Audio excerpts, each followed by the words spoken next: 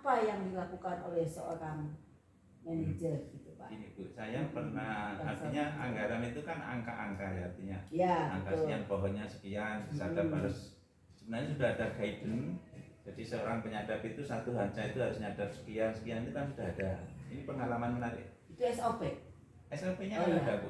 Nah ini juga pengalaman pribadi, artinya nggak ada di textbook. Di buku. Salah satu sinder saya itu sempat ngomong sampai hari kiamat apabila saya nggak akan masuk produksinya. Itu. Kalau dikontrol di kebun ya sudah, katakanlah 300 pohon ya sudah dipotong semua. Apa yang saya lakukan? Ini bukan masalah jumlah yang harus dipotong, yang harus disetorkan itu adalah berapa latek yang harus disetorkan ke TPH, tempat penampungan hasil. Sekarang itu benar, sudah betul, kamu secara sinder mimpin sudah betul, ini katakanlah pohon 300 sudah dipotong 300 semua. Tapi apa gunanya motong kulit yang memang nggak ada lateknya, sedangkan di atas itu masih ada, walaupun itu di luar jangkauan untuk sadap bawah ya, itu masih ada kulit. Sekarang kamu potong katakanlah 150 pohon saja, tak kasih waktu setengah bulan. Kalau mereka tidak bisa setor latek minimal 24 liter atau 25 liter, suruh berhenti saja. Ya kan, ya gitu kan. Jadi kan itu sudah tanaman tua. Sedangkan di atas sebenarnya kalau di profil kulitnya sudah habis ya, gambaran itu. Tapi di atasnya di cabang kan masih ada yang suka ini ya. Sekarang kamu siapkan tangga. Jadi potong pohon itu menurut kekuatanmu, kamu potong, mau kamu potong 3, mau potong 4, satu pohon silahkan. Tapi hancanya nggak usah 300 pohon, 150 pohon saja. 150 pohon, tapi kalau kamu potong satu pohon ini, kamu potong 2, berarti kan sama saja sudah potong 300. Betul. Dan hasilnya kalau nggak keluar 25 liter, satu orang ini motong 150, itu berarti dia memang nggak ingin kerja, udah suruh berhenti aja. Bisa Bu, ternyata bisa. Jadi poin atau learning point dari itu tuh apa Pak yang ingin Bapak sampaikan? Ya kejelian pimpinan dalam memanfaatkan peluang. Ya. Itu kalau sudah tuh ya udah Pak, ini sudah dipotong 300, guide-nya 300, udah dipotong semua sama itu kok. Memang nggak ada, memang ini potensi. Potensinya sudah seperti itu, tapi itu kan itu yang normatif, artinya gambaran normatif. Karena pohonnya sudah tidak normatif, kita ya kerjanya jangan pakai normatif aja kan gitu. Jadi ya, think out of box. Ya, gitu. Ya. Ini yang pengalaman saya di lintas itu. Jadi kalau memang potensi, kalau kita ngomong potensi saja ya apa gunanya kita di situ dijadikan manajer? Ya, kalau kita tidak bisa ngelola ya. Nggak bisa cari jalan lain gitu ya. Oke, baik, kasih Pak. Jadi memang skopnya memang sangat luas. Tetapi dalam hal ini pengalaman saya, artinya kita berusaha sebisa masyarakat sekitar itu prioritas sebagai karyawan, baik karyawan dalam hal produksi maupun karyawan pemeliharaan. Kalau memang di situ masih ada karyawan, kenapa kita cari yang jauh gitu kan? Termasuk ke aparat ini, aparat punggawa desa ya, artinya itu kita memang bergaul baik. Rata-rata misalnya kepala desa, ya, kepala desa, kadus, kemudian tokoh masyarakat, tokoh agama dan sebagainya, itu kita libatkan. Terus kayak ini itu ya, termasuk ke Koramil, ke Polsek, itu kita harus bergandeng tangan baik. Dalam hal ini kalau di Siluwo itu kan gangguan keamanannya yang menonjol sekali. Memang ada kampung yang nggak bisa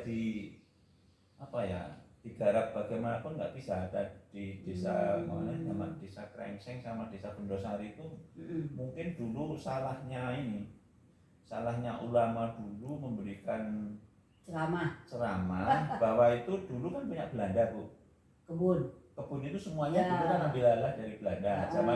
Zaman penjajahan dulu mungkin mereka kan yang berani ganggu asetnya Belanda itu kan seolah-olah menjadi pahlawan. Dulu ya. Nah, dulu. Lah itu mungkin tertanam sampai di bawah sadar. Oh. Masyarakat itu kalau ganggu punya ini itu berarti kita harus Pahlawan. bangga dengan masyarakat sekitarnya. Oh, ada sampai ya sekarang. ini. Saya sempat ingin melihat kampungnya itu apa kampung orang miskin apa enggak, itu boncengan sepeda motor sama istri saya tuh, enggak pakai mobil, boncengan sepeda motor. Padahal rumahnya ya bagus-bagus, musolanya ya banyak, masjidnya ya banyak, baik, tapi kok ganggunya kenceng itu. Jadi kalau misalnya itu dalam bentuk apa Pak? Mencuri, merusak, oh, terutama mencuri latex.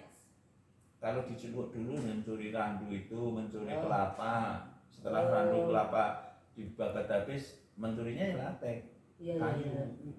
Itu sampai sekarang katanya masih. Jadi kalau misalnya yang tangkap gitu ya, tangkap satu orang, satu kampung ngejar untuk dibebaskan.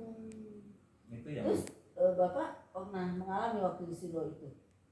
Kebetulan saya ngalaminya, artinya nggak patah lah.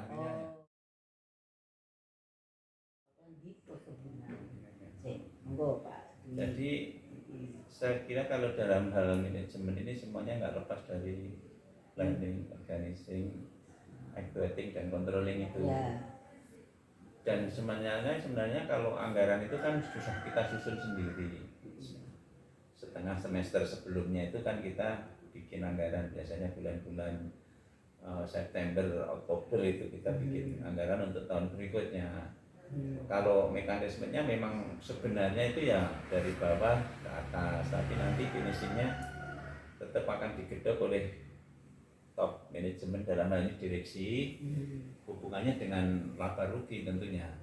Jadi ketika anggaran ini sudah jadi, pada tahun berikutnya kita sebagai pelaksana itu sebagai pedoman untuk anggaran dalam hal biaya maupun produksi. Itu harus dipegang 100%, artinya pegang erat, artinya kita kerja dasarnya kalau masalah biaya yaitu RKP, kemudian harus bisa mencapai produksi yang juga di RKP.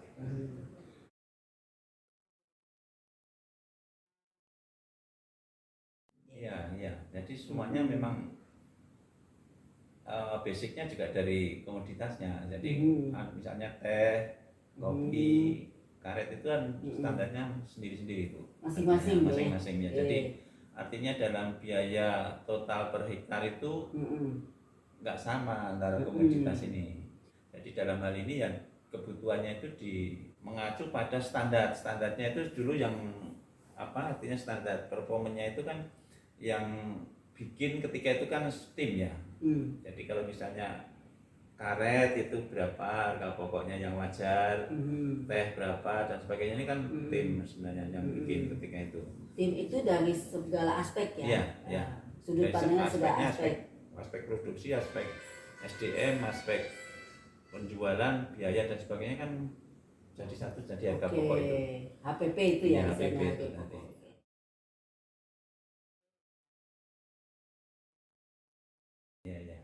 Yang jelas yang pertama ya tahun tanam itu mempengaruhi ya, tahun tanam, kemudian kerapatan pohon, populasi, ukuran tanah dan sebagainya. Kemudian apa ya? SDM ya. SDM, ketersediaan SDM. Misalnya contoh seperti di kebun Ngobo, kebun Salatiga ini kan dekat industri. Jadi persaingan mendapatkan karyawan itu ya. Karyawan itu agak susah dibandingkan misalnya dengan Siluwo. Itu Siluwo kan dulu termasuk daerah pelosok ya, artinya belum banyak tawaran pekerjaan di sektor lain selain pekerjaan pertanian. Jadi kalau saya dengar sekarang di Ngobo ini kan mendatangkan orang dari Pati. Betul. Ya. Kalau kita kelihatannya masih bisa memenuhi, walaupun ada kurangnya, mungkin masih bisa ditutup dengan apa, double HKO ya, istilahnya ngadap 1,5 itu kan sebenarnya untuk recover kekurangan HKO sebenarnya. Jadi itu SDM memang apapun yang bisa digarap itu sebenarnya, kalau yang lainnya kan sudah given ya, artinya sudah ya itu potensinya segitu. Cuma dalam hal menggali potensi itu kan di SDM-nya. Yang tadi SDM itu menjadi penentu ya. Jadi sebagai manajer bagaimana memanage SDM ini supaya bisa menggali potensi-potensi itu tadi ya. Maksimal ya. Artinya begini, karet utamanya ya. Itu karet itu kalau SDM-nya dalam hal ini penyadarnya itu nggak senang sama sindirnya, gampang sekali Bu ngerjainnya.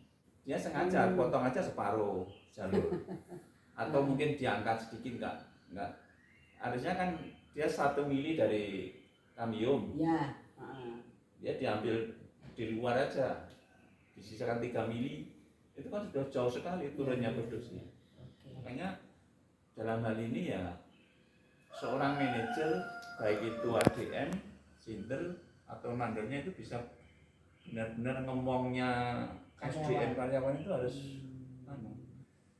hati-hati dalam hal ini ngomongnya bagaimana, dia menyapa bagaimana, itu sangat berpengaruh. Termasuk dalam hal ini dalam hubungan keluarga Bu, ada kematian, ada mantu, kesunatan ya, mungkin ya.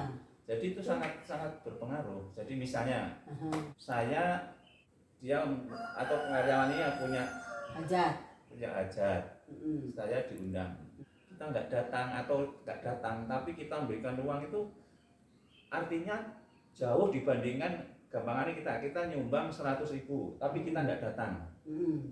Dia lebih senang disumbang 10.000 tapi datang. Oh, jadi kehadiran Ya, secara fisik itu ya. ADM ya dalam hal ini di rumah karyawan itu benar-benar membanggakan dia. Oh, itu pimpin saya datang, ya. Itu Pak ADM datang. Ya, artinya ini ya kebanggaan Ya, lah. kebanggaan, rumahnya didatangi, Artinya kebanggaan. lebih bernilai dari nilai uang itu. Ya.